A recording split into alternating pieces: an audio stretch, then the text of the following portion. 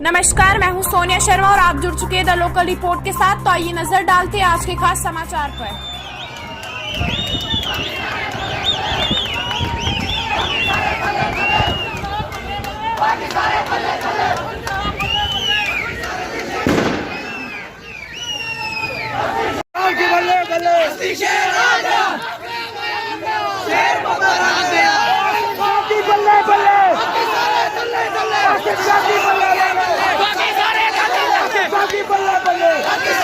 अस्सलाम अला सैयदुल मुरसलीन।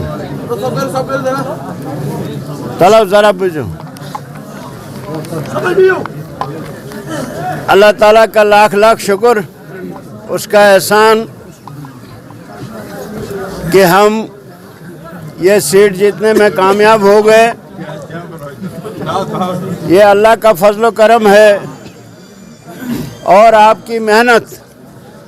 अल्लाह ताला आपकी जवानी में बरकत दे।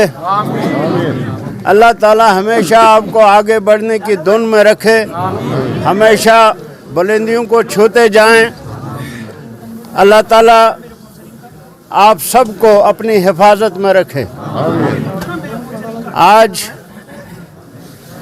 बहुत खुशी का दिन है। हम सब एक दूसरे की खुशियों में शरीक हैं।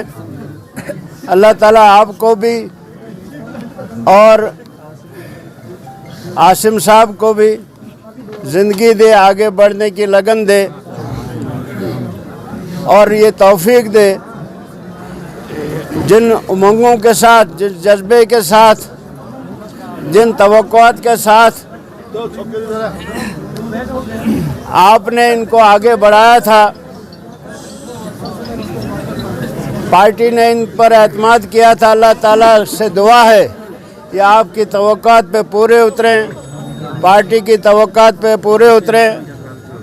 आप सब मिलकर आसिम साहब के साथ शाना बशाना चलकर लोगों की खिदमत करें, जिन्होंने बहुत मेहनत की और ऐसे पेड़ को गिराया जो फल देने वाला नहीं था, अब फल देने वाले पेड़ हैं।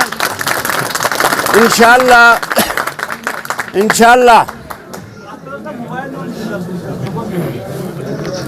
हर एक की अल्लाह से दुआ, हर एक की तमन्ना बढ़ाए, हर एक के मसले हल हों।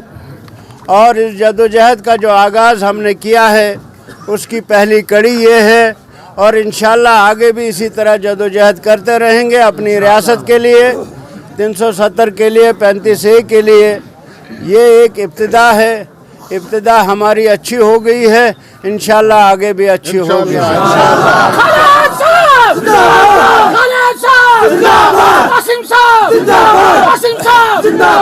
में माओं बहनों ने हिस्सा लिया, बुजुर्गों ने हिस्सा लिया और सबसे बड़ी बात कि नौजवानों ने हिस्सा लिया।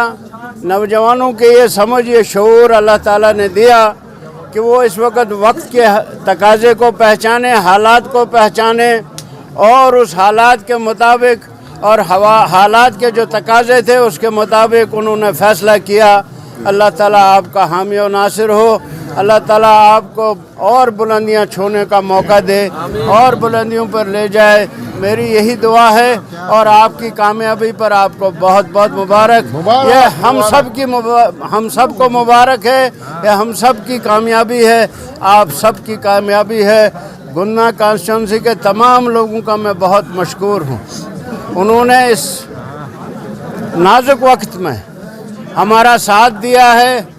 आसिम साहब को कामयाबी की सूरत में अल्लाह ताला उनको भी कामयाब करे। अल्लाह ताला उनको भी हमेशा खुशियाँ दिखाए।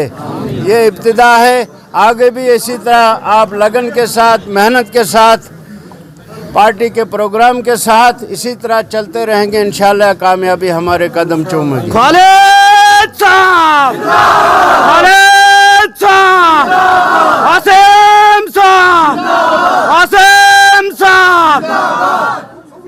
अल्लाह ताला आपको सलामत रखे, यही मेरी दुआ है। आप जिए, खुशी से जिए, आबाद रहें, आज़ाद रहें। बहुत बहुत शुक्रिया, बहुत बहुत शुक्रिया। मन से आसिम साहब, आपने एक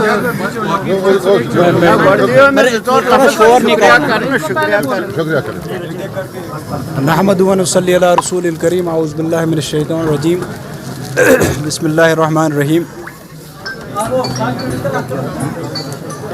जिस काम अरसे में, जिस थोड़े से वक्त में हम सब ने मिलकर इस इलेक्शन को एक जदोजहद बनाया, आपने सब ने मिलकर, हमने, खालिद साहब ने, और ख़ास करके वो लोग जो यहाँ इस वक्त मौजूद नहीं है, गुंदना कॉन्स्टिट्यूंसी के नौजवान, उस गुंदना कॉन्स्टिट्यूंसी में रहने वाले वो नौजवान और वो बूढ़े बच्चे जिन्होंने रात दिन बेइंतहा मेहनत की, आप सबका, उन सब का शुक्रिया। ये आपकी और उनकी सब की हम मिलके सब हमारी जीत है, क्योंकि ये जो इंतखाब, ये इलेक्शन था, हमें मालूम है कि इस सीट पे लेके क्या कुछ हो रहा था, कितना दबाव था, कहाँ कहाँ से दबाव था। ये आप इलेक्शन सादा इलेक्शन नहीं लड़ रहे थे, ये इलेक्शन बहुत दूर तक लड़ा जा रहा था, लेकिन अल्लाह ताला का फजल, रब करीम का करम और आपकी दुआएं, मेहनत और गुंदना कॉन्स्टिट्यूंसी की आवाम की लगन, वलवला, ये सब मिलके हम इस जगह पे आन खड़े हुए हैं जहां हमको अल्लाह ताला ने फतह से हमकिनार किया। लेकिन याद रखिए, ये एक जदोजहद है, ये सिर्फ शुरुआत है, इसको अपना आखिरी फतह मत समझिए, बुनियाद है। हमारी लड़ाई बड़ी लंबी है, ये उस लड़ाई का आगाज़ है। उस लड़ाई के लिए हमें खड़ा होना पड़ेगा, बतौर कौम खड़ा होना पड़ेगा अपने हुकूक के लिए। हमारे हुकूक जो छीने गए हमसे, हमारी रियासत का जो हाल बिगाड़ा गया, हमारी जो तस्वीर बिगाड़ी जा रही है, हमारे ऊपर जो किस्म किस्म के फरमान जारी किए जा रहे हैं, उन फरमानों से लड़ने की एक जदोजहद है और उसका आगाज़ है। और ये तभी कामयाब होगी जब आप सब इसी वलवले के साथ, इस जज्बे को कायम करते हुए इस जद्दोजहद को आगे बढ़ाएंगे। तभी हम सब कामयाब होंगे, जब हम सब मिलके। और इस इलेक्शन में एक और खासियत थी, वो ये है कि हम एक मुट्ठी बन के रहे, और अल्लाह ताला ने दिखा दिया कि जब हम एक मुट्ठी बन के रहेंगे तो कैसे कामयाबी से हमकिनार करता है। शुक्रिया अदा करता हूँ, बाकी जो लोग यहाँ मौजूद नहीं हैं उनका भी शुक्रिया अदा करता हूँ, और ये उम्मीद रखता हूँ कि हम सब कांधे से कांधा मिला के, शान से शाना मिला के इस मंजिल को हासिल करने के लिए जदोजहद करेंगे और आगे बढ़ते रहेंगे। बहुत शुक्रिया जी। होता है कि आपने एक ऐसे नेता को जो एमएलए रहा है, मिनिस्टर रहे, उनके साथ टक्कर दिला, आपको कितनी बड़ी कामयाबी लगती है? वाइस प्रेसिडेंट भी हैं जम्मू कश्मीर भारतीय जनता पार्टी के, ये बहुत बड़ी खबर होनी चाहिए। इससे बड़ी कोई खबर नहीं है कि चंद दिनों में लोग इनसे कितना उकता गए थे, इन्होंने लोगों के साथ क्या सलूक किया था। अपनी मर्जी से कॉन्स्टिट्यूंसी बनाई थी, अपनी मर्जी से रातों रात शाही फरमान जारी करके अपने हिस्से, अपने बकरे हिस्से किए थे, छोटे छोटे टुकड़े बनाए थे। सबको मालूम है कैसे कॉन्स्टिट्यूंसी बनाई थी। उसके बाद अगर इनकी ये शिकस्त हो रही है इतने बड़े ओहदे पे, तो इनको सोचना चाहिए कि इन्होंने इस अवाम के साथ और रियासत के लोगों के साथ क्या किया है, और लोगों ने पहला जवाब दे दिया, आइंदा भी जवाब देंगे इंशाल्लाह।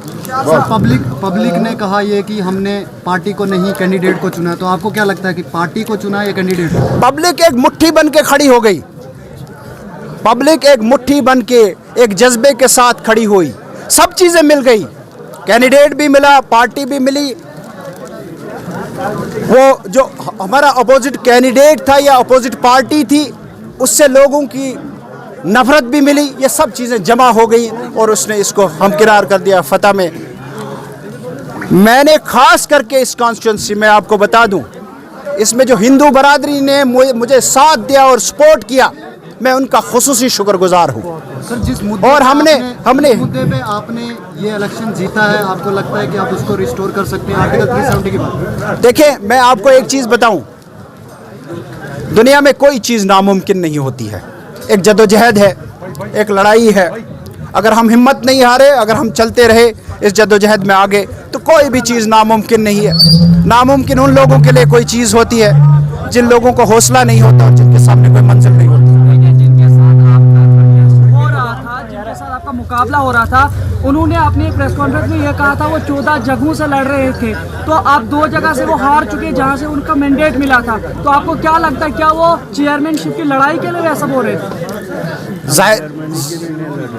जाहिर सी बात है, देखें ये एक लंबी कहानी, मैं इस वक्त थका हुआ हूँ, मैं बता दूंगा वक्त आने पे ये किस लिए लड़ रहे थे और किसने नहीं लड़ रहे थे, इनके मकासद क्या थे। बहुत बहुत शुक्रिया हमारी तरफ से भी कि और आपको मुबारक हो, आप आज जीत चुके हैं, आपने लोगों का भरोसा जीता है, लेकिन लोगों को अब आप क्या काम करेंगे लोगों के लिए? आप, मैंने कहा कि ये एक जदोजहद है, लोग और मैं और हम एक दूसरे से मुख्तलिफ नहीं है।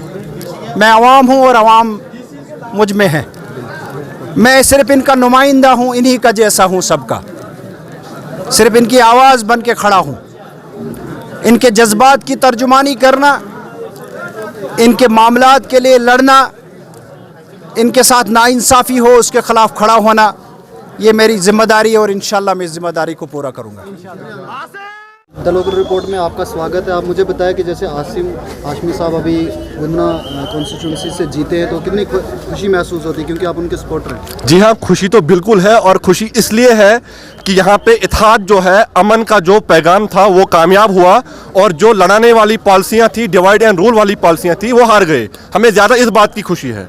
सर, पहली बार मतलब ये इलेक्शन लड़ रहे थे, इससे पहले सोशल एक्टिविस्ट ने लोगों के काम किए इन्होंने, लेकिन अभी आपको लगता है कि ये काम कर पाएंगे लोगों के अब जीतने? जी हाँ, आप इससे अंदाज़ा लगा सकते हैं कि बीजेपी के जो लीडर थे वो फॉर्मर एमएलए और फॉर्मर मिनिस्टर थे। अगर उनको उनने फर्स्ट टाइम इलेक्शन में हराया तो लोगों में उम्मीद है कि वो डेवलपमेंट करेंगे, और मेरी भी पुरजोर उम्मीद है कि वो बहुत काम करेंगे और बिला मजहब व मिल्लत काम करेंगे। जी, हमें पूरी उम्मीद है। और आप बीजेपी को क्या कहना चाहेंगे? बीजेपी के लिए यही पैगाम है कि डेवलपमेंट के नाम पे वोट ले लो, लोगों को लड़ाना छोड़ दो। अब लोग बेवकूफ़ नहीं हैं, पढ़े लिखे लोग आए हैं दुनिया में, और आप ये देखो कि लोग क्या चाहते हैं। आर्टिकल 370 पे क्या लोग चाहते हैं, क्या वो उसके साथ हैं, खिलाफ हैं? वो यहाँ से देख सकते हैं कि बीजेपी के जो अभी लीडर हैं गालबन 2 जगह हारने वाले हैं। एक जगह तो डिक्लेयर हो गया, अब मरम्मत का बकाया है। आप इससे उनसे भी पूछिए कि क्या वजह है कि आप 2 जगह हारने वाले हैं।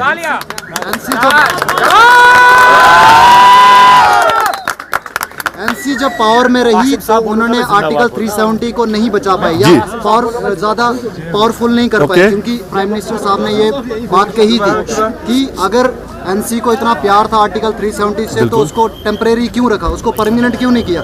तो आपको क्या लगता है कि एनसी इस बार आर्टिकल 370 को वापस ला पाएगी? मैं आपको बताता चलूं, लॉर्ड एक्टन का कहना है कि power corrupts absolute, power corrupts absolutely.